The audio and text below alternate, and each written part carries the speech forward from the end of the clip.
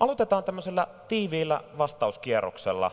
Onko yhteiskunnassa tällä hetkellä nuorille liian kovia suorituspaineita ja mikä voisi olla yksi sellainen konkreettinen asia, jolla näitä liian kovia paineita voitaisiin ehkäistä? Aloitetaan ihan tällaisella kierroksella. Alviina, saat aloittaa. Kiitos paljon. Ensinnäkin kiitän teitä kaikkia mielettömän tärkeistä työstä, mitä teette. Näen täällä paljon kasvoja, jotka ovat nuorten asiaa ajamassa. Ja mitä tulee tähän kysymykseen, niin ehdottomasti on liikaa suorituspaineita. Aika harva poliitikko uskaltaa sanoa ääneen, että missä vaiheessa meidän pitää myös ryhtyä vähentämään sitä taakkaa, mitä vaikka koulussa tulee nuorille. Voidaanko me keventää joissain vaiheissa opetussuunnitelmaa ja ottaa siihen tunnetaitoja, mielenterveystaitoja, tällaisia asioita. Ja Helsingin valtuutettuna mä olen esimerkiksi tehnyt tästä aloitteen, mikä nyt Helsingissä on etenemässä, että Helsingissä on lisätty jo monissa kouluissa tätä tunne- ja mielenterveystaitojen opetusta. Eli kokonaisuudessaan vähentää niitä paineita, tarjota niitä palveluita ja totta kai ylipäänsä edistää sitä, että yhteiskunnassa ei olisi niin kova stressi nuorilla. Tämä on erittäin tärkeä asia. Joo, oikein hyvää huomenta myös omasta puolestani ja hyvää Auroran päivää meille kaikille. Tulevaisuuden Suomihan voi tasan tarkkaan yhtä hyvin kuin nykypäivän nuoret. Ja tämä on Allianssin tavoitteissa ja mielestäni se on erittäin viisasti todettu ja myöskin sanottu. Se, että millä tavalla me voidaan kouluissa tukea meidän nuoria, ylipäänsä se, että niitä suorituspaineita voidaan vähentää sillä, että meillä on riittävästi oppimisen tukea, riittävästi aikuisia kouluissa, riittävästi opettajia, mutta myöskin muuta henkilöstöä. Tässä hyvin kuvailtiin osallisuutta ja ehkä niitä tilanteita, mitä koulussa muuten tapahtuu, että kuinka kiusaamiseen esimerkiksi puututaan. Se on opettajien tehtävä, mutta samanaikaisesti me tarvitaan kouluvalmentajia, me tarvitaan nuoriso-ohjaajia, sellaisia aikuisia, jotka pystyy olemaan myös siellä koulun arjessa nuorten tukena ja saadaan niitä aitoja kohtaamisia. Mutta sitten näistä suorituspaineista, niin kyllä mielestäni samanaikaisesti yhteiskunnassa meidän täytyy nostaa meidän osaamistasoa.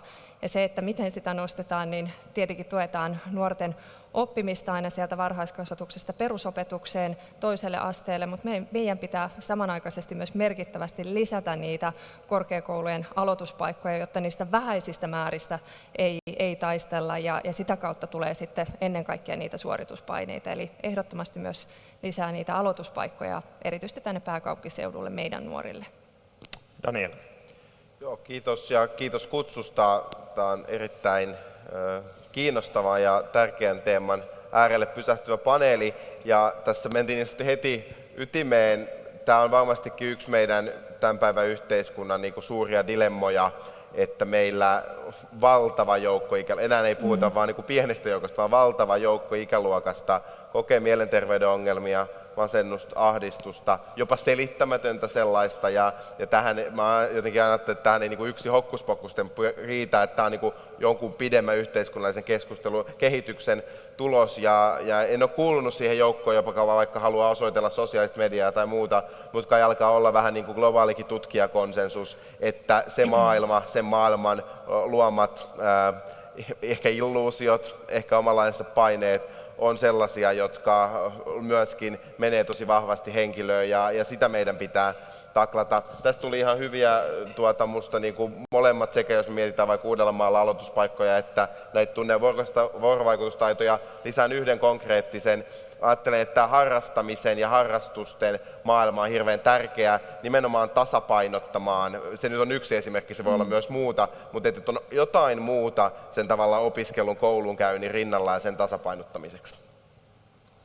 Joo, kiitos. Erittäin tärkeä kysymys ja aihe ja voi oikeastaan kaikkia kyllä tässä kompata. Opiskelupaikkojen lisääminen on ehdottoman tärkeää ihan kaikkialla ja tietysti siinä myös se rahoitus tärkeänä, että nyt on opiskelupaikkoja lisätty, mutta se rahoitus on jäänyt vähän vajaaksi ja se on niin kuin riski sille, että meillä sitten taas laatu heikkenee ja mä ehkä muutenkin niin kuin, no siis olen samaa mieltä siitä, että meillä on kohtuuttomat paineet eri ikäryhmissä, etenkin nuorissa ja tosi aikaisessa vaiheessa ja ollaan nähty nyt jo, että se on niin kuin siirtynyt se paine yhä nuorempaan ikäpolveen ja mä niin kuin näkisin ehkä yksi semmoinen, ei ehkä niin konkreettinen, mutta semmoinen suunta, mikä meillä tässä tulisi olla, niin se, että siirrytään jatkossa yhä enemmän pois niin kuin siitä tutkintokeskeisyydestä. Toki joillakin aloilla se on tärkeää, että käydään ne tietyt minimivaatimukset ja ja näin poispäin, mutta se, että me keskitytään siihen, että sun ei tarvitse niin käydä sitä putkea niin peruskoulusta yliopistoon ja siitä maisterivaiheeseen, vaan sä voit niin opiskella pitkin elämää ja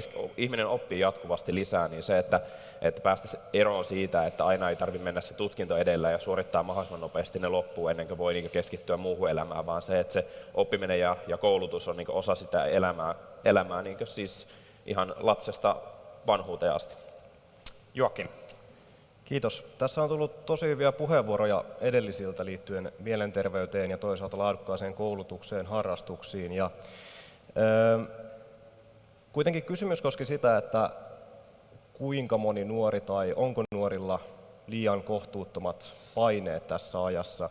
Niin ehkä tässä kohtaa mä toivoisin, että ymmärtäisin se, että se on lopulta kuitenkin vain osa nuorista, jotka voi tosi huonosti ja joilla on niitä suuria suorituspaineita, jotka musertuu sen alla ja tarvii niitä sitä palvelua.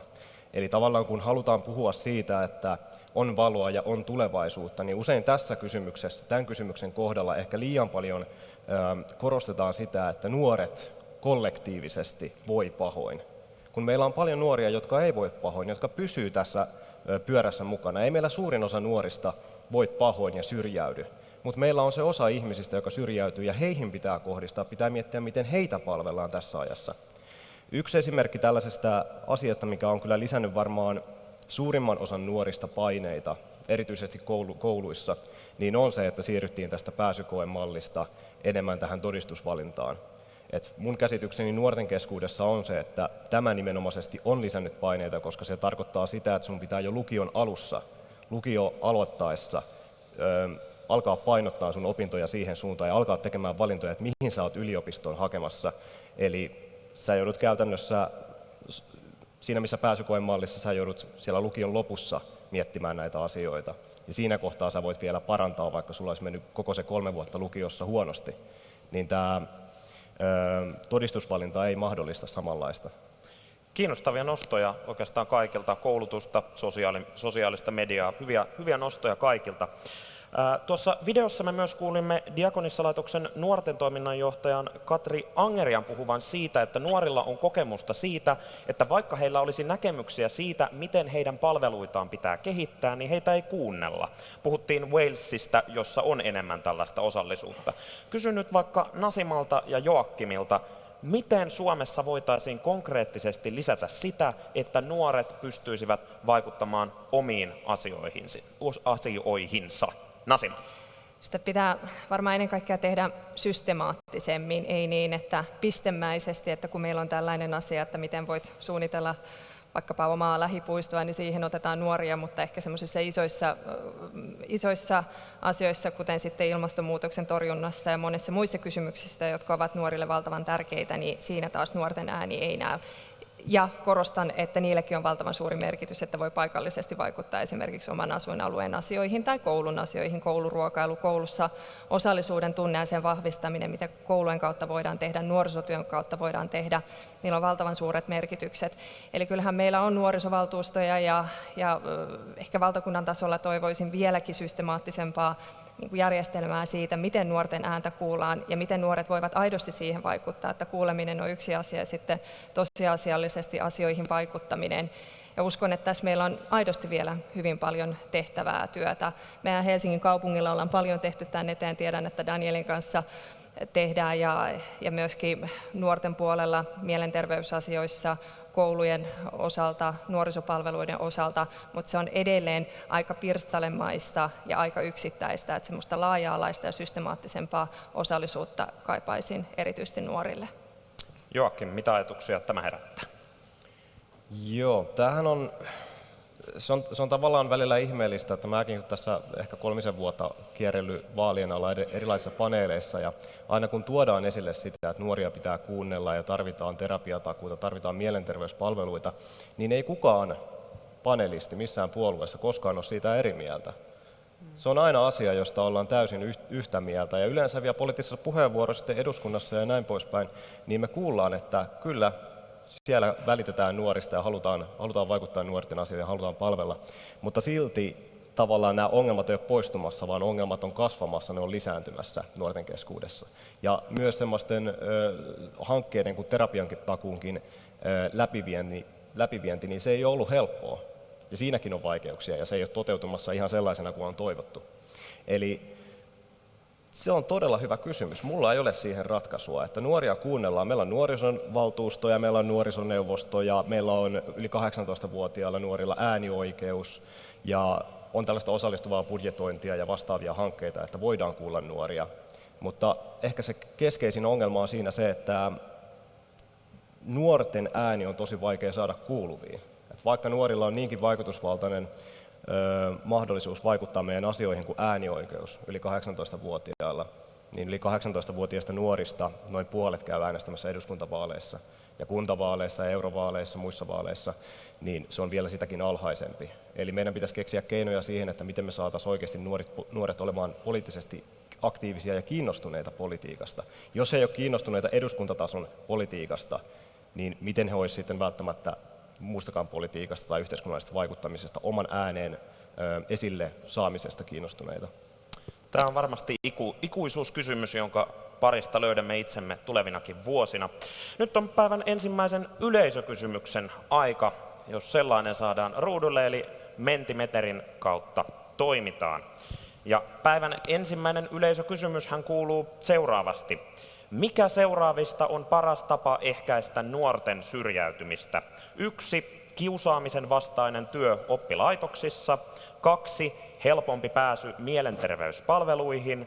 3. Nuorten osallistaminen itseään koskeviin päätöksiin. 4. Oikeus rinnalla kulkevaan tukeen.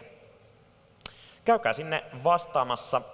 Sillä välin voitaisiin panelisteilta sitten keskustelijoilta kysyä, tuloksethan itse asiassa tulevat sinne hyvinkin nopeasti, mikä on hyvinkin kiinnostavaa. Tämähän on jännittävää lähes kuin vaali-iltaa seuraisi. Veikkaan, että teillä saattaa pulssit olla hieman korkeammat sitten vielä 2. päivä huhtikuuta. Vähän on väärillä väreillä liikaa ääniä. Joo. Tämä on ennuste, ensimmäinen. Monenlaisia mielipiteitä varmasti herää. Me nähdään tästä kyllä jo aika nopeasti, että oikeus rinnalla kulkevaan tukeen näyttäisi sieltä selvästi nousevan ykköseksi tässä äänestyksessä.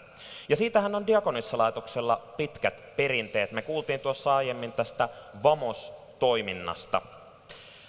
Moniin nuorten palveluihinhan on vaikea päästä. Ihmiset vaihtuvat usein. Ne, kenen kanssa tämä erilaisia ongelmia kohdannut nuori toimii, ne ihmiset vaihtuvat usein. VAMOS-palvelu on toisaalta esimerkki sellaisesta toiminnasta, jossa ollaan kiireettömiä ja on nimenomaan tällaista rinnalla kulkevaa tukea ja toimintaa. Miten me voisimme Suomessa ja miten te poliitikot, jos eduskuntaan pääsette, miten te voisitte tukea nimenomaan tällaista rinnalla kulkevaa tukea, kiireettömämpää tukea, ei sitä jatkuvasti vaihtuvaa henkilökuntaa ja hoitorumbaa. Miten sitä voitaisiin tukea? Daniel aloittaa. No kiitos. Tämä on aivan erinomainen kysymys. Ehkä sanon ensin tähän, että tavallaan tähän on näitä kaikkia tarvitaan. Et tietenkin kun me puhutaan vaikkapa osallistumisesta ja me puhutaan kiusavastaisesta työstä, niin se on sitä syrjäytymisen ehkäisevää työtä. Mä en usko siihen, että vähän ehkä Joakim sanoi, että jokainen nuori tarvitsee jonkun tavallaan kädestä pitää tai rinnalla kulkija, vaan kun meillä on se joukko, joka pärjää, niin saakin pärjätä, mutta meidän pitää kiinnittää erityisesti huomiota siihen, joka ensin uhkaa syrjäytyä ja sitten jos on ihan todella jo siinä tilanteessa, että on syrjäytynyt, niin että silloin se tuki onnistuu. Ja tämä palvelujärjestelmän pirstaleisuus, mikä tuossa alkuinsertiskin tuotiin esiin, niin sehän on se ongelma ydin.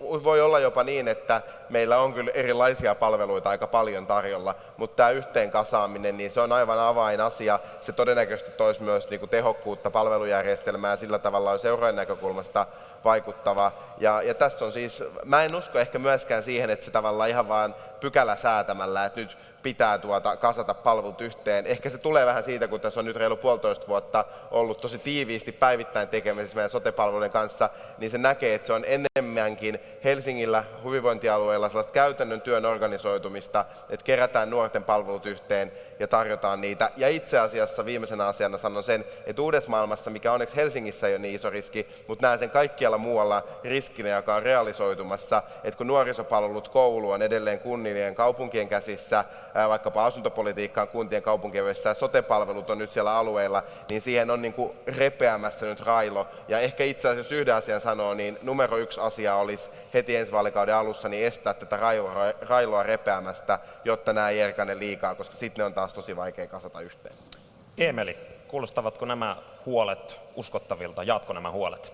Joo, kyllä tuossa hirveästi en lähde tässä toistelemaan, että näitä just tavallaan samoja ajatuksia itselläkin on, että millähän siis miettien sitä palveluiden pääsyä, niin ei ole väliä ei sille niin nuorille tai lapselle ole väliä, että mistä ne tulee, kuka ne palvelut tarjoaa, vaan se, että ne on saatavilla helposti ja samasta paikasta ja se on selkeää, että oli kyse nuoresta tai aikuisesta, niin se mikä lisää tosi paljon stressiä, kun halutaan sitä apua saada jostain, on se epävarmuus ja se, että ei löydä sitä riittävän helposti ja joutuu käymään niin sanotusti eri luukuilla. Että mun mielestä tämmöinen yhden luukun periaate on hyvä asia, että siinä kohtaa, kun sitä apua tarvitaan, niin se pitäisi olla mahdollisimman helposti saatavilla ja siinä vaaditaan sitten semmoista yhtenäisyyttä päättäjiltä.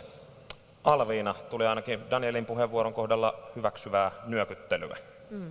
Joo, kyllä mä allekirjoitan paljon tästä, mitä äsken kollegat sanoivat, ja täytyy sanoa, että nämä kaikki on erittäin tärkeitä. Tietysti mielessä tämä nuorten osallistaminen on myös näiden pohjalla, koska nuorethan itse tietää, että miten nämä asiat ratkaistaan. Jos sä kysyt nuorilta, niin sieltä tulee aika selkeäkin lista, mitä päättäjien kannattaa tehdä just vaikka tämän rinnalla kulkijuuden edistämiseen.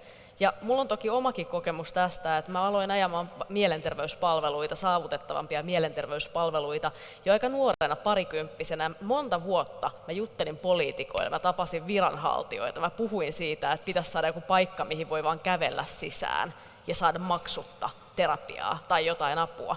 Ja se ei toteutunut. Sitten vasta kun itse pääsi kaupunginvaltuutetuksi ja pystyi tekemään aloitteen, niin se vasta oli se, mikä vei asioita eteenpäin. Ja nythän meillä avautuu tässä kuussa 4. tämmöinen avoin mieppiklinikka Pasilaan, mikä on hieno juttu.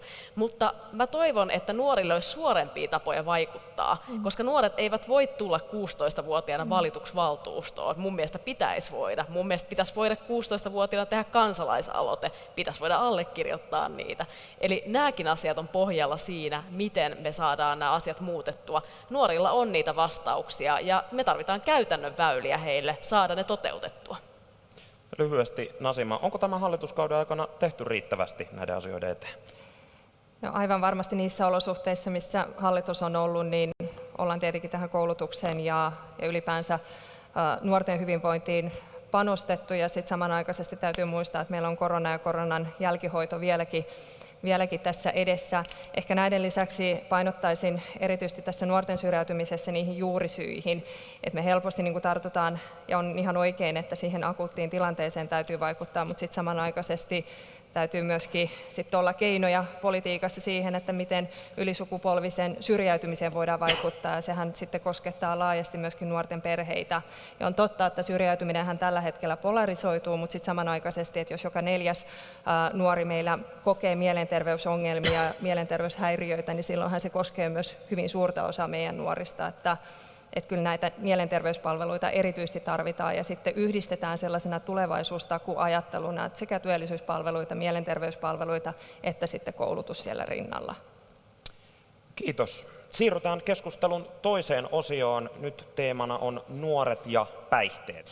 Nyt kysyn vaikka ensimmäisenä Joakimilta, mikä olisi semmoinen yksi konkreettinen asia, jolla lainsäädäntö ja poliitikot voisivat näitä päihdenuoria tässä suhteessa tukea? Joo. En tiedä, onko tässä ainoa tässä paneelissa, joka ei varsinaisesti luopuisi tai sanotaan laillistaisi huumeita tai päihteitä noin laajemminkin. Mutta siitä mä oon ihan täysin samaa mieltä, mitä tässä insertissä tuli esille. Eli se on ongelma, jos sut käännytetään avun parista sen takia, että sä käytät päihteitä tai huumeita. Eli sen ei pitäisi olla syy käännyttää sua, jos sä oikeasti haluat parantua, jos sä oikeasti haluat tervehtyä, jos sä haluat päästä takaisin ikään kuin sille, sanotaan, normaalille raiteille elämässä. Ehkä tässä on sitä panostamisen varaa yhteiskunnassa, että miten me sitten kohdellaan niitä, jotka haluaisi ikään kuin päästä siihen elämän ja normaalin arjen syrjään kiinni, että heillä olisi enemmän tukea, mutta mä en lainkaan usko siihen, että näissä palveluissa ja toisaalta poliitikoilla ei olisi aitoa tahtoa tehdä tätä. Mä uskon, että järjestökenttä tukee paljon poliitikkoja ja tässä antaa niitä syötteitä, että toimikaa tällä tavalla. Mä uskon, että se tietopohja on olemassa. Ongelma on vaan se, että rahoitus puuttuu. Eli tässä tullaan niihin valtiontalouden realiteetteihin tällä hetkellä, että meillä on työvoimasta pulaa näillä aloilla, mutta sitten meillä on myös ylipäätään rahasta pulaa. Eli jos olisi paljon rahaa, jos olisi sitä työvoimaa, osaavaa porukkaa tekemässä tätä, niin mä uskoisin, että näihin asioihin voitaisiin panostaa, mutta se vaatii niitä panostuksia sitten siellä valtion tasolla, ja se realiteetti yleensä sitten korostuu, kun joudutaan tappelemaan valtiovarainministeriön kanssa siitä, että mihin rahaa voidaan laittaa ja mihin ei. Eemeli, onko näin, että ongelma on nimenomaan rahan puute? No se on tietysti hyvä kysymys. Ainahan rahasta puutetta varmasti on, mutta kyllä mä näen, että tämä on niinku siis arvovalintojahan se on, että mihin rahaa käytetään ja mihin sitä päätetään olla käyttämättä. Eli mä näen kyllä, että siis kokonaisuudessaan Suomen päihdepolitiikka vaatii aika ison remontin. Se on aikanaan, kun se on lyöty nykyisen malliin, niin siellä on ollut hyvin paljon erikoisia uskomuksia ja ehkä isoja, voisi sanoa, että asenneongelmia, joista ei ole päästy yli. Ja mun mielestä nyt on niin ihan viime hetket niin herätä tähän tilanteeseen, niin kuin tässä puhuttiin videollakin, että 25-vuotiaiden tai alle 25-vuotiaiden nuorten huumekuolemat on Suomessa kärkeä, ja se on niin hyvin ikävä tilasto olla Euroopassa niin ykkösenä. Eli mä väitän, että me tarvitaan oikeasti panostuksia tähän aiheeseen. Tulevalla hallituskaudella meidän pitää pistää se koko paketti uusiksi. Mä en ota nyt kantaa siihen, että pitääkö joku tietty aine laillistaa vai ei, mutta se, että meidän pitää niin perustaa meidän päätöksenteko tässäkin kohdassa niin tieteeseen ja faktaan, eli ei siihen, mikä on tuntunut oikealta 50 vuotta sitten, vaan siihen, mikä on oikeasti todistetusti toimivaa ja käyttää niitä keinoja rohkeasti, koska tämä on vaikea asia. Kukaan meistä ei halua täällä lisätä huumeiden käyttöä, päihteiden käyttöä, mutta mä uskon, että me kaikki halutaan vähentää niitä haittavaikutuksia, mitä niistä tulee, ja keinot on vaan erilaiset. Mun mielestä yksi semmoinen kokeilun arvoinen asia on nämä valvotut käyttöhuoneet, mitä Helsinki on yrittänyt ymmärtääkseni saada käyttöön, mutta vielä ei ole lainsäädäntö siihen taipunut. Eli tässä on mun mielestä ehdottomasti yksi konkreettinen asia, mitä meidän pitää edistää, se kokeilu ja se, että meidän pitää vaan niin luottaa siihen tietoon, mitä meillä on saatavilla ympäri maailmaa, ja tehdä niitä rohkeita päätöksiä sen mukaan, eikä perustaa sitä meidän päätöksentekoa johonkin uskomuksiin. Daniel Sazonov, tuossa rahasta oli puhe, Joakim siitä mainitsi. Kokoomus on kampanjoinut sillä, että talouskuria tarvitaan ja tulevalla vaalikaudella edessä on myös leikkauksia. Voivatko ne leikkaukset kohdistua tämän tyyppisiin päihdenuorien palveluihin? Niin kun me katsomme meidän ajatuksia sote-rahoitukseen liittyen, niin meillähän on se tilanne, että palvelutarve kasvaa tulevina vuosina niin, että meillä lähes miljardi vuodessa kasvaa sote-menut, siis perusuralla, ja se mihin me olemme pyrkimässä on se, että ne kasvaisi 7 miljardin sijaan 6 miljardia. Ja se on kai sellainen pidäketavoite, johon ajattelen, että niin kuin monen voisi ajatella yhtyvän, koska niin kuin mainitsin tässä aikaisemmin tähän niin kuin palvelujärjestelmän mutkikkuuteen liittyen, niin sen tyyppiset tehottomuudet tarkoittaa usein ongelmia ihmisille ja myöskin hukkaan heitettyjä euroja. Ja uskon, että tätä kautta ne löytyvät. Jos mä mietin tätä inserttiä, niin tämähän on niin kuin, tässä nostettiin esiin tämä, että samasta paikasta saa erilaisia palveluita. Tämähän on ollut se polku, mihin Helsingissä on käytännössä 10 vuotta kuljettu näihin sote-keskuksiin, missä on sosiaalipalveluita, terveyspalveluita samassa. Voin kertoa tämän tehtävän kokemuksella, että mistä yksittäisestä asiasta lähes. No jonoista tulee vielä enemmän, mutta toiseksi eniten tulee sitten taas ihmiset palautetta, että ne ei tykkää näistä isoista sote-keskuksista, vaan ne haluaisivat, että olisi se pieni lähiterveysasema. Ja tällaista tasapainoilua me käydään sitten politiikassa. Nyt me ollaan löydetty musta ihan hyvä balanssi. Ja se jako on nimenomaan se, että ne, jotka tarvii paljon palveluita, niille tämä sote-keskus, missä on mukana sosiaalipalvelut, missä voidaan nimetä oma työntekijä yhdestä tiimistä, johon sä voit olla matalammalla kynnyksellä yhteydessä, niin nimenomaan tämän tyyppisissä tilanteissa se auttaa ja se tarvitaan. Ja uskon, että varmaan tämän tyyppinen tasapainoilu käydään ympäri Suomea, että mitä kootaan yhteen, että saadaan monialaisesti palvelut toimimaan ja missä sitten painotetaan sitä, että ollaan yksinkertaisesti ja lähettyvillä. Kysyn nyt sinulta tiiviisti, Alviina. Kannabis on Suomessa eniten käytetty huume. Sen käyttö näyttää lisääntyvän. Trendi EUn tasollakin, kuinka se on kasvanut 20 vuodessa, se on aivan EUn kärkipäätä. Esimerkiksi ammattikoululaisista 18% on kokeillut kannabista. Onko tämä sellainen aihe, mistä ylipäätään pitää olla huolissaan? Onko tämä negatiivinen asia? Jos on, mitä sille pitää tehdä? Tällä hetkellähän nuoret turvautuu monesti päihteisiin, kun ne ei saa mielenterveyden apua. Mulla on ainakin hyvä ystävä, joka ei saanut apua ja käytti kannabista siihen. Ja sitten kun hän pääsi avun piiriin jonosta, sanottiin, että et ole oikeutettu terapiaan, koska olet käyttänyt kannabista ja myönsit sen täällä. Tämähän ei voi toimia näin. Ja mä kysyisin yleisöltä, kuinka moni täällä tuntee jonkun, joka ei ole saanut apua mielenterveyden ongelmiin, vaikka olisi tarvinnut sitä?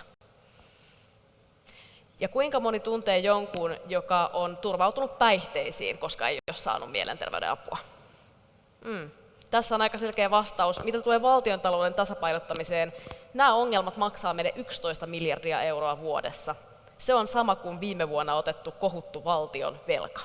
Nämä summat on niin suuria, että me ei voida leikata siitä. Tapa vähentää tätä summaa on panostaa järjestöihin, tukeen, terveyspalveluihin. Se on ainoa tapa. Sillä päästään eteenpäin. Joakim, ihan lyhyesti.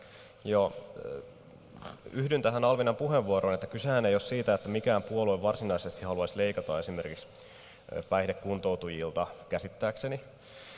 Ei ainakaan perussuomalaisten linja. Tämä valtiontalouden tasapainotus liittyy enemmän siihen, että löydetäänkö me säästöjä mistään. Koska kyse ei ole siitä, että jos tehdään leikkauksia Suomessa, niin leikataan suomalaisilta tai että leikataan meidän peruspalveluista, vaan että haetaanko säästöjä edes jostain, jotta meillä olisi varaa panostaa tulevaisuudessa niihin suomalaisten palveluihin ja päihdekuntoutumiseen. Eli tavallaan ei kannata yksinkertaistaa myös sitä, että leikkaukset kohdistuisi sinne, mistä todellakaan ei ole varaa leikata, koska tämä Alviinan huomio tästä mielenterveysongelmien hinnasta Suomelle, niin se on tosiasia. Aika rientää, mennään seuraavaan yleisökysymykseen. Mentimeter käyttöön. Miten muuttaisit Suomen huumepolitiikan suuntaa tulevalla hallituskaudella? 1. Rangaistavuutta pitää lisätä. 2. Hoitoon pääsyä pitää madaltaa. 3. Huumeiden käytön rangaistavuutta pitää vähentää. 4. En muuttaisi. Huumepolitiikan nykyinen linja on hyvä. Tuloksethan varmaan tulevat tuota pikaa, vaikka tässä Matti Rönkä ei niitä olekaan vastaanottamassa.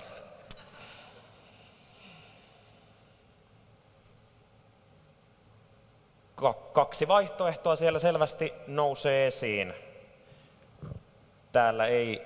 Täällä ei olla yleisössä selvästikään sitä mieltä, että rangaistavuutta esimerkiksi pitäisi lisätä. Hoitoon pääsyä pitää madaltaa, se saa teiltä eniten tukea, ja huumeiden käytön rangaistavuutta pitää myös monen mielestä vähentää. Tietysti nämähän eivät välttämättä ollenkaan poissulje toisiaan, mikä lienee joku löytyy selvää.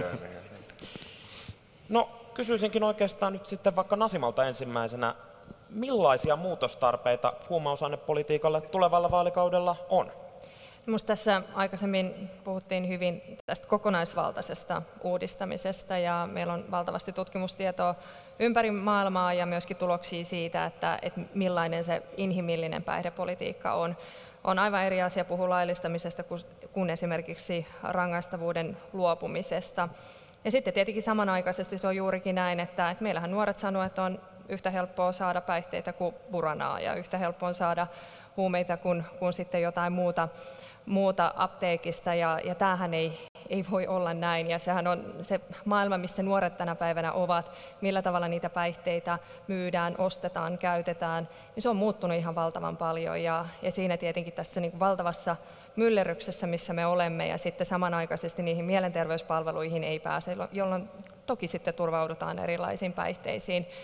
Eli samaan aikaan, kun uudistetaan meidän lainsäädäntö päihdepolitiikan osalta, niin eihän me niin kuin pystytä ratkaisemaan ongelmaa, ellei nuoret sitten todellisuudessa pääse sinne hoitoihin ja erityisesti tässä tapauksessa mielenterveyspalvelut. Ja täytyy sen verran Danielille sanoa, että hyvä tavoite, mutta vaikea kuvitella, että miljardisäästö sote-palveluista ei koskisi nuoria. Että musta ei ole vain niin kuin, rehellisesti sitten kertoa, että mistä se otetaan, mistä sote-palveluista. Ja kyllä nämä sote-palvelut tosi vahvasti koskettaa meidän nuoria, erityisesti heidän hyvinvointiaan. Ei mennä liian syvälle valtiontalouden riitoihin, mutta nyt Daniel, saat vastata. Kiitos, koska tämä nyt 3 puheenvuorossa jo tuli. Edelleenkin puhutaan kustannusten kasvujarrusta. 6 miljardia vai 7 miljardia kustannusten kasvua. Se on hyvä selkeytys. Toinen asia on se, siis mun oma havaintoni meidän niin kuin sote-palveluista ja niistä nimenomaan tästä kustannuspuolesta on se, että meillä on sekä paikkoja, missä me tarvitsemme ihan selkeästi niin kuin euroja laitettavaksi. Vaikka tämä terapiatakuu on yksi, mitä on ajettu, mitä kokoomuskin on vaihtoehtobudjetissa esittänyt ja tämä hallitus ei ole tehnyt. Mutta sitten meillä on paikkoja, missä meillä on oikeasti järjestelmätason tehottomuutta. Mä käytän nyt Helsingin vaikka esimerkkinä, me perattiin hammashoidon kustannukset viime syksynä. Meillä on, ja nyt puhutaan vain julkisesta, ei unohdetaan tämä yksityinen julkinen keskustelu. Pelkästään meidän omassa tuotannossa eri yksiköiden välillä on 1,5-kertainen tuottavuusero, kuinka paljon 1 eurolla saadaan niin kuin toimenpiteitä. Niin, siis, ja sen takia yleensä tässä julkisessa keskustelussa tavallaan tämä kaikki paketoidaan yhteen, mutta meidän pitää, kun me puhutaan yli 20 miljardin, kohta lähes 30 miljardin kokonaispotista, niin meidän pitää kyetä samaan aikaan keskustelemaan sekä siitä, että jossain tarvitaan kohdennetusti satsauksia, usein ne on niissä ihmisissä, jotka on yhteiskunnan heikko-osaisempia, asunnottomuus, suonensijaisten huudenkäyttäjät, jne. Ja sitten meillä on iso järjestelmätason kysymys, jossa meidän pitää saada kustannusten kasvua hillittyä, koska muuten me ollaan aivan valtavan järkyttävässä tilanteessa 5-8 vuoden päästä, ja me ollaan sellaisen leikkaustaukoiden edessä, että sellaista kukaan ei halua nähdä, ja sen takia tässä vaiheessa tästä kustannusten hillinnästä pitää. Miten miljardi voi onnistua 1 vaalikauden aikana? Että pitkällä juoksulla musta on Daniel ihan perusteltua, mutta teidän linjahan... Niin meillä sote-kustannukset vuosikymmenen loppuun kasvaa 7 miljardia, niin jos me haluamme sitä kasvua hillitä, se miljardin, joka on itse asiassa tämänkin hallituksen sote-uudistuksen 9 tavoitteena on ollut kustannusten kasvun hillitä, niin siitä työstä aika iso osa pitää tehdä tämän 4 vuoden aikana. Tämä keskustelu jatkuu varmasti. Eemeli tuossa aiemmin mainitsi näistä käyttötiloista, valvotuista käyttötiloista. Niistähän on tälläkin vaalikaudella ollut jo paljon puhetta. Kysyn ensimmäisenä Alviinalta, sen jälkeen Joakimilta. Pitäisikö tällainen käyttötilakokeilu toteuttaa? Kyllä pitäisi, ja tämähän on vihreistä lähtenyt aloite Kati Juvalta, ja ollaan vielä tehty siihen, minä olen tehnyt EHYT ry:n kanssa vähän tällaisen täydentävän aloitteen siitä, että pitäisi myös tarjota niitä terapiapalveluita tai semmoista nopeata keskusteluapua suoraan sieltä käyttöhuoneistakin. Eli käännettäisiin tämä ihan päinvastoin. Se ihminen, joka on siinä akuutissa tilanteessa, niin myös hänellä olisi mahdollisuus saada kontakti johonkin ja ihan ilman tuomitsemista puhua siitä, että onko mahdollisuuksia myös raitistua, mitä palveluita on, saada tietoa suoraan siellä paikan päällä. Ja tämä olisi erittäin tärkeä asiantuntijoiden mielestä erittäin hyvä tapa ratkaista näitä kysymyksiä. Kyllä meidän pitää nimenomaan viedä se apu sinne, missä ne ihmiset on, eikä odottaa, että ihminen vaikeimmissa elämäntilanteissaan taistelee sen labyrintin läpi. Mitä ajattelee Joakim ja perussuomalaiset? Meillä perussuomalaisissa ei ole kannatettu tätä käyttöhuoneiden käytännössä käyttöönottoa ja sitä kautta tavallaan myös huumeiden käytön laillistamista, mitä se käytännössä kuitenkin tarkoittaa.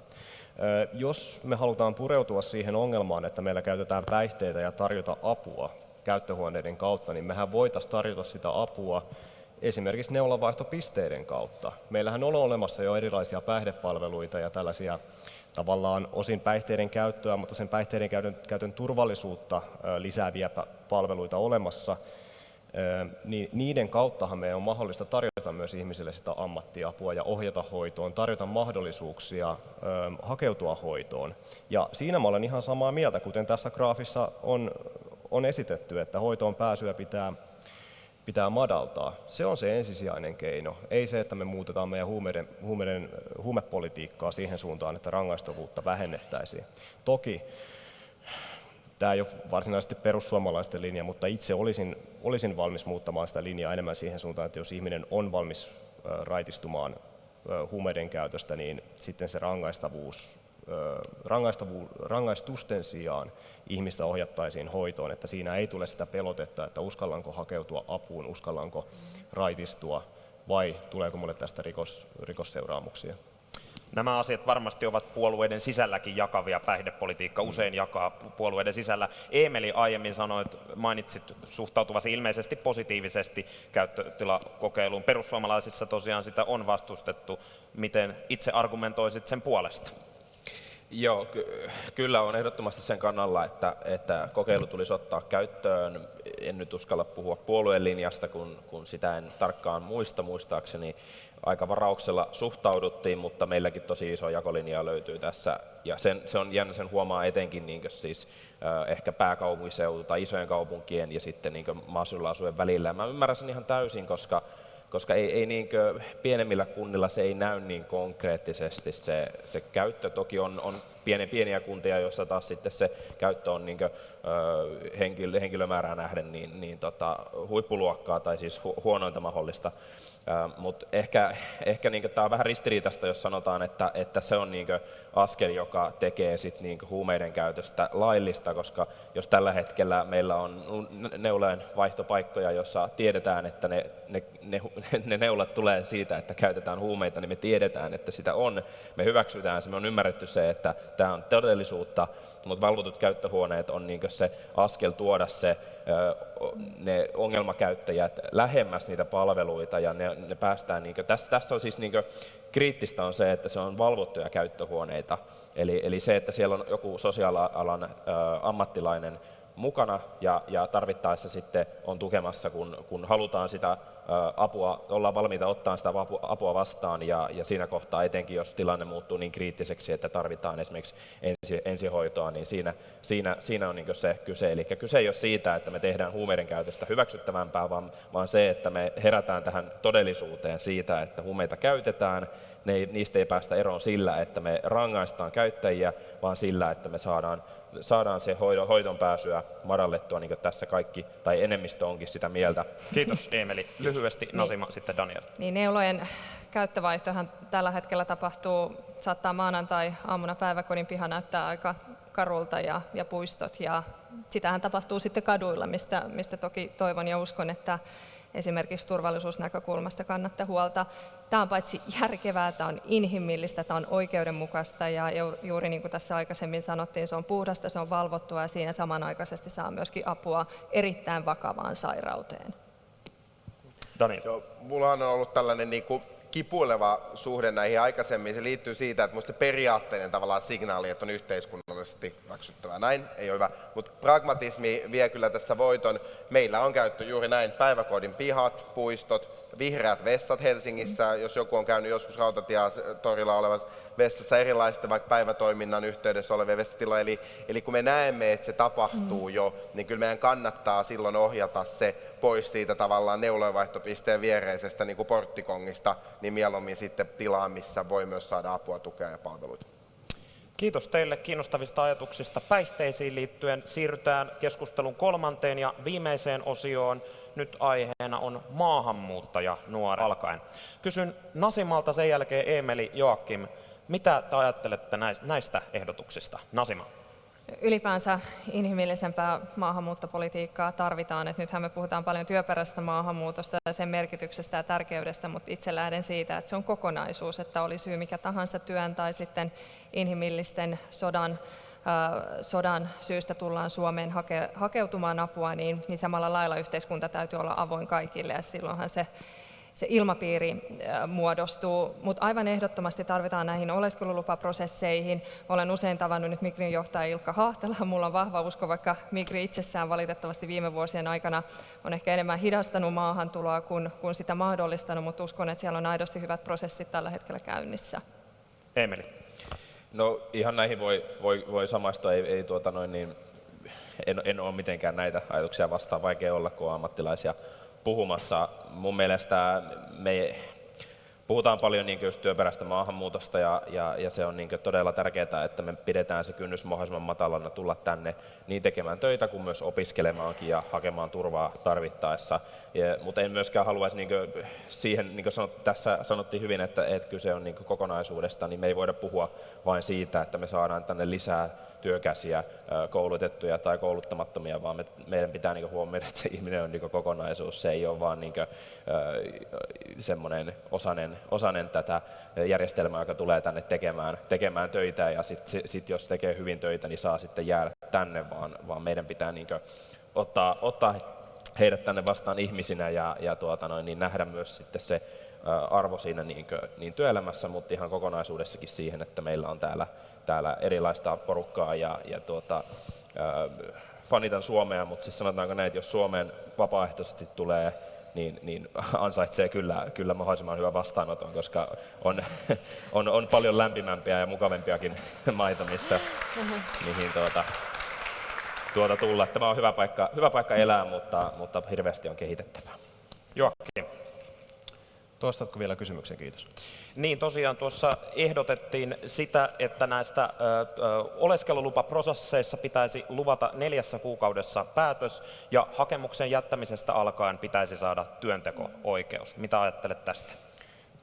Olen täysin samaa mieltä siitä, että maahanmuuttoprosesseja pitäisi siis nopeuttaa, mutta mä en ole todennäköisesti samaa mieltä muiden panelistien kanssa siitä, että millaista maahanmuuttoa Suomen pitäisi harjoittaa. Mun näkemys inhimillisestä maahanmuuttopolitiikasta on se, että jos Suomeen tulee tekemään töitä, pystyy elättämään itsensä eikä syyllisty täällä rikoksiin, niin se on inhimillistä maahanmuuttopolitiikkaa ja silloin ihminen on tänne tervetullut. Mutta mä en näe, että Suomi on koko maailman sosiaalitoimisto. Mä en näe, että me ollaan turvaverkko ihmisille koko heidän elämäkseen täällä, että he voi olla sen turvaverkon varassa. Suomeen tullaan töihin, Suomeen tullaan elättämään itsensä ja Suomeen ei tulla tekemään rikoksia. Jos me mietitään näitä lupaprosesseja, niin jos sä tulet työn perässä tänne ja elätät itsesi, niin prosessin pitäisi olla todella suoraviivainen, selvä ja nopea.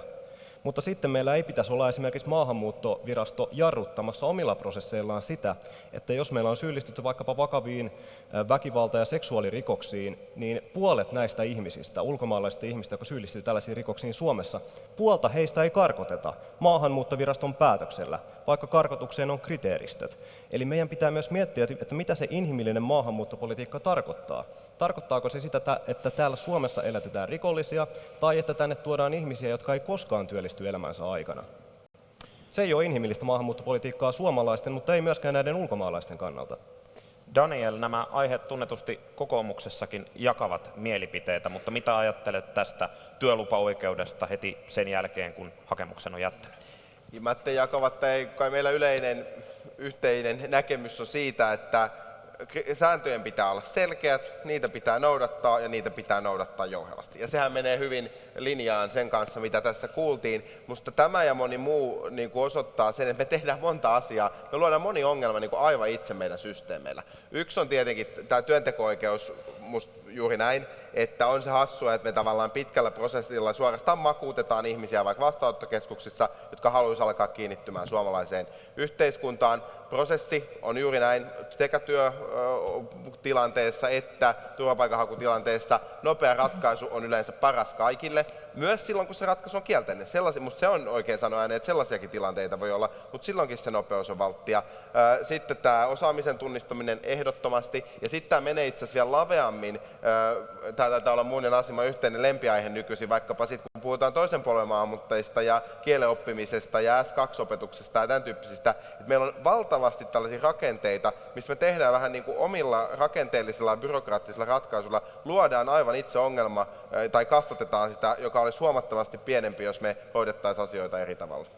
Alviina, tässä on parikin keskustelijaa viitannut tähän hallintoon. Joskus puhutaan siitä, että migri on aivan liian kankea, miten koko maahanmuuttoa pitäisi, jopa kuvainnollisesti puhutaan, että kaikki se hallinto pitäisi räjäyttää. Miten itse ajattelet tästä? Onhan se kankea, koska esimerkiksi hiljattain Suomi teki hienon inhimillisen päätöksen antaa suojelua Afganistanin naisille ja tytöille, joita ihan kirjaimellisesti tapetaan ja todella syrjitään Afganistanissa tällä hetkellä täysin perusteetta.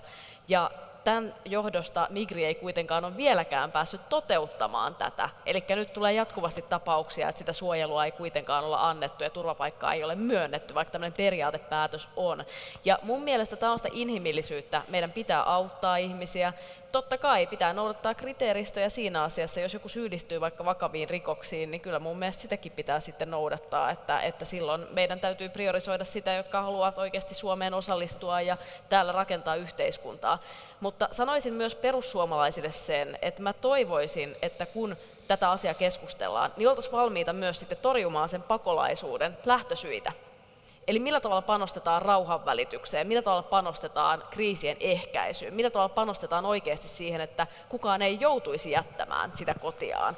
Koska tämähän on oleellinen asia, ja viimeksi kun perussuomalaiset oli hallituksessa, niin tästä oli vähän puhetta, mutta ei siihen rahaa laitettu, päinvastoin leikattiin. Ja mä näen, että kyllä meidän täytyy lähteä siitäkin, että täytyy tehdä tätä rauhanvälitystyötä, joka mullekin on ammatillisesti tuttua ja monille teistä. Se on tärkeää, että me ehkäistään näitä ongelmia myös, ja kaikki saisi pitää sen oman kodin ja oman kotimaan. Perussuomalaiset mainittu, niin Joakim, saat vastata. Se oli kaunista puhetta, Alviina, mutta haluan kysyä yleisöltä ja Alviinalta, että tiedättekö mikä oli koko 2000-luvun suurin kehitysapu- ja rauhanturvauskohde maailmassa?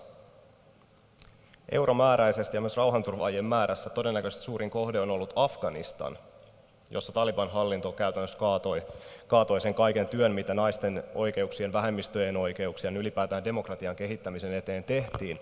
Eli se ei ole niin yksinkertaista, että kun Suomi mällää miljardeja maailmalle, niin sillä saadaan tuloksia välttämättä. Tai sillä kaikella demokratia-viennillä, mitä me sille ollaan tehty, niin se ei ole niin suoraviivaista. Ja siksi meidän pitää myös pystyä priorisoimaan, että mihin me niitä meidän euroja halutaan käyttää. Hyvin vastaavanlainen tapaus on myös Myanmarissa, johon on tehty myös hyvin paljon tätä kehitysyhteistyötä Suomesta ja osallistuttu sen valtion rakentamiseen. Myös siellä on nyt sotilasjunta vallassa. Eli asiat ei ole niin yksinkertaisia kuitenkaan. Nyt siirrytään takaisin lähemmäksi nuoria, jotka ovat tämän keskustelun varsinainen aihe, ja otetaan päivän kolmas ja viimeinen yleisökysymys, mentimetrit esiin. Yleisökysymys numero 3 kuuluu: mikä on suurin este maahanmuuttajanuorten kotoutumiselle tällä hetkellä? Onko se 1, liian hitaat prosessit, 2, koulutusjärjestelmän jäykkyydet, 3, toimimattomat kotouttamispalvelut, 4, suomalainen kulttuuri, 5, ei ole erityisiä ongelmia? Jännitys jälleen kerran pikkuhiljaa tiivistyy.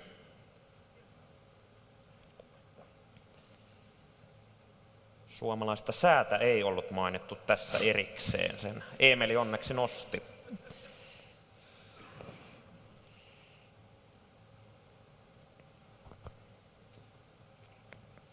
Joo, liian hitaat prosessit, mistä tästäkin oli puhetta, selvästi nousevat. Toisaalta sitten toimimattomat kotouttamispalvelut, eli kyllä siellä hallinnon puolella aivan selvästi nähdään melko paljon kehitettävää.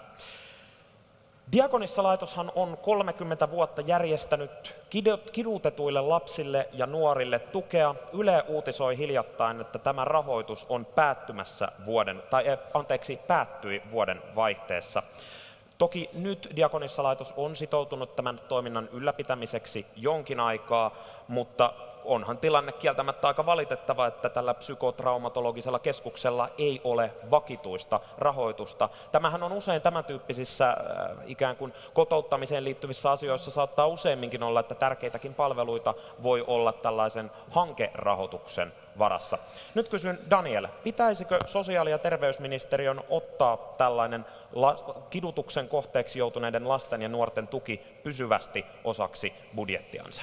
Nyt täytyy sanoa, että en tunne tätä yksityiskohtaa niin hyvin, että toteaisin, että kyllä ei. Sen voin todeta, että kyllähän sen tyyppinen tuki on tärkeää ja uskon, että se on ollut hyvissä käsissä, kun se on ollut Diakonissalaitoksen käsissä. Itse asiassa monissa asioissa voi olla myös näin, että jokin asia kansalaisyhteiskunnan toteuttamana, usein julkisella tuella tietenkin sekä STM-rahoitus että vaikkapa kaupunkien rahoitus sitä mahdollistaa, niin kolmas sektori voi olla välillä jopa parempi. Sen voi julkisen sektorin edustajallekin niin kuin todeta ääneen, mutta en osaa nyt juuri tämän yksityiskohdan osalta ottaa kantaa. Joakim. hieman ihmettelen tätä kysymyksen asettelua, tai pikemminkin ehkä vastaustarjontaa. Kun kysytään sitä, että mikä on suurin este maahanmuuttajanuorten kotoutumiselle Suomessa, niin tosiasiahan on se, että valtavia haasteita kotoutumiselle asettaa ihan ne lähtötaustat. Siis, että mistä maasta sä olet, millaisesta kulttuurista, mikä on sun koulutustausta, mikä on sun kielitaito. On täysin selvää, että jos sä tulet tänne suomalaiseen sivistysvaltioon, jossa vaaditaan hyvin korkeata koulutustasoa työllistymiseen, sopeutumiseen, vaaditaan suomen kielen taitoa, niin kyllä sä oot suurien haasteiden edessä, jos sä olet vaikkapa sieltä Afganistanista ja sun pitää opetella koulut, sun pitää käydä koulut, sun pitää hankkia kielitaito, niin kyllä se aiheuttaa haasteita. Ja mä tiedän kyllä, mitä sä Nasima oot sanomassa tämän puheenvuoron jälkeen, voin arvata, mutta se on myös tosiasia, että esimerkiksi Somaliasta ja Afganistanista tulleista heidän työllisyysasteensa on Suomessa tällä hetkellä jotain 20 ja 30% välillä. Työttömyysaste yli 50. Eli ei tässä puhuta mistään vain perussuomalaisten ennakkoluuloista, tässä puhutaan myös tilastollisista tosiasioista. Ja nämä on suuria työllistymisen esteitä Suomessa, jos ei ole kielitaitoa eikä koulutusta. Nasima. Kysehän on valitettavasti ennen kaikkea rakenteista ja myös niistä ennakkoluuloista. Kyllähän on myös täysin todistettua, että ensimmäisten vuosien aikana myös esimerkiksi nyt niistä taustoista, mitä täällä mainitsit, niin on halukkuutta tehdä, opiskella. Samanaikaisesti sitä työtä ei ole helppoa saada, ja siinä nimenomaan meidän ennakkoasenteet valitettavan paljon vaikuttavat. Ja totta kai meidän rakenteet ja tukijärjestelmä täytyy olla sen kaltainen, että se kannustaa työntekoon. Mutta sitten samanaikaisesti meidän pitää, kun puhuttiin äsken inhimillisyydestä, puhutaan ihmisistä, jotka on tullut sodasta. Me ymmärretään se tällä hetkellä, ukrainalaiset lapset, me nähdään se koulussa, millainen trauma. Aivan sama trauma on myös sillä afganistanilaisella lapsella, joka tulee sodasta. Ja siinä kestää, perheellä kestää. Ja me ei voida myöskään ajatella, että totta kai auttamalla nuorta, niin me autetaan nuorta, mutta meidän samanaikaisesti pitää auttaa koko perhettä, tukea koko perhettä ja heidän kotoutumistaan. Eli kyllähän tässä valitettavasti itse koen, että ennen kaikkea rakenteita parantamalla, kannustamalla ihmisiä menemään töihin, opiskelemaan, mutta samanaikaisesti oltava inhimillinen myöskin sille prosessille, että mistä lähtökohdista ollaan tultu. Alviina. Puheenvuoro vielä Alviinalle. Kyllä, kysymykseen pitäisi saada vakiintunut rahoitus tälle asialle, kidutuksen vastaiselle työlle ja terapialle, jossa autetaan se asia prosessoimaan. Ja mun mielestä täytyy sanoa, että kyllähän suuri este tälle kotoutumiselle, täällä listattiin joitain syitä, mutta just vaikkapa kidutus, se, että olet ollut kidutettuna, niin eihän meistä moni voi ymmärtää, millainen este se voi olla. Tämä on käytännön asia, mitä tähän vaikutetaan. Mitä tulee Afganistaniin, niin Nasimalla erittäin hyvät puheenvuorot. Täytyy sanoa vielä, että kyllä silläkin on arvoa, että Afganistanissa hyvin pitkän ajan tytöt pääs kouluun, naiset pääs kävelemään kadulla, tekemään töitä, ihmiset pääs osallistumaan yhteiskuntaan ja heillä oli toivoa. Ja se on asia, millä oli arvoa. Aina ei onnistu rauhanvälitysoperaatiot tai yhteiskuntien kehittäminen siihen suuntaan. Se ei tarkoita, että niitä ei kannattaisi tehdä, koska monesti se myös onnistuu. Nämä aiheet ovat kaikki sellaisia, että niiden parissa voitaisiin varmaan koko loppupäivä viettää, mutta valitettavasti aikamme on tässä. Kiitän oikein paljon teitä kaikkia keskustelijoita hyvästä rakentavasta keskustelusta.